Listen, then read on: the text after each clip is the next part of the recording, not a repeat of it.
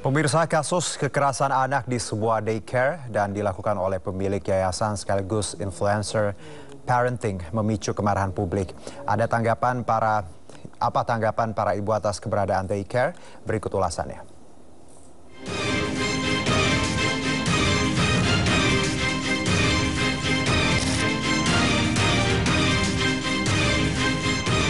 Pemirsa, perlakuan tidak manusiawi pemilik daycare di Depok, Jawa Barat tentunya telah mengoyak rasa perih kemanusiaan.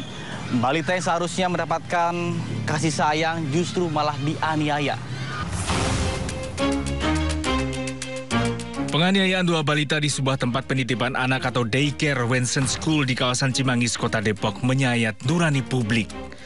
Terlebih pelaku Meita Irianti ternyata merupakan influencer parenting yang kerap memberikan edukasi tentang pengasuhan anak. Jauh perkataan dari tindakan, Meita Irianti justru menjadi tersangka penganiayaan dua balita di daycare miliknya. Satu korban balita MK berusia 2 tahun dan satu lainnya bayi usia 9 bulan yang bahkan mengalami dislokasi kaki akibat penganiayaan. Polisi menduga masih banyak anak lain yang menjadi korban kekerasan, namun belum terungkap. Atas fakta tersebut, publik terutama para ibu mengaku marah dan akan lebih waspada memilih daycare yang baik.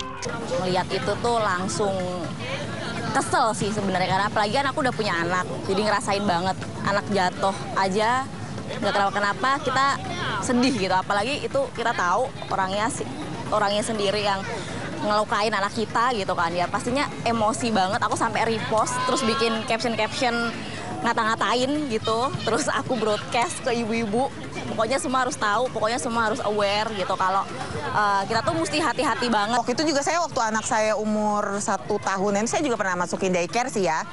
Kebetulan kalau saya cari tahu dulu gimana itu daycare-nya.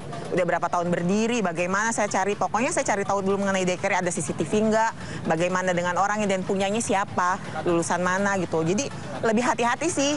Kalau kasus ini menimpa anak ibu, amit-amit, apa yang bakal ibu lakukan? Wah, habis kalau saya bikin sih.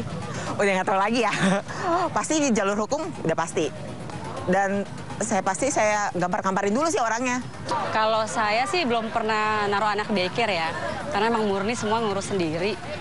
Cuman emang harus benar-benar diperhatikan sih kalau kita masukkan daycare, apakah itu pemiliknya background-nya apa, terus tenaga pelatih, tenaga penjaga anak-anaknya juga harus jelas gitu kan.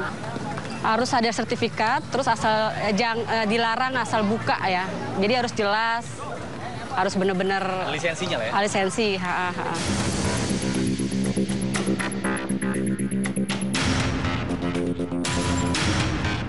Data Kementerian Pemberdayaan Perempuan dan Perlindungan Anak menyebutkan bahwa sepanjang 2023 kasus kekerasan terhadap anak mencapai lebih dari 24.000 kasus. Sementara kekerasan seksual mendominasi, yang mana mencapai lebih dari 10.000 kasus. Disusul dengan kekerasan psikologis dan juga kekerasan fisik yang masing-masing di atas 4.000 kasus. Pemirsa, meskipun telah ada undang-undang terkait dengan perlindungan anak, namun faktanya kasus kekerasan terhadap anak sampai dengan saat ini masih kerap terjadi.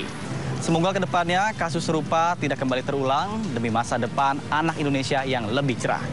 Demikian Rakyat Bicara bersama saya Nata Arman dan juru kamera Dipo Andi Muharom. Sampai jumpa di Rakyat Bicara selanjutnya.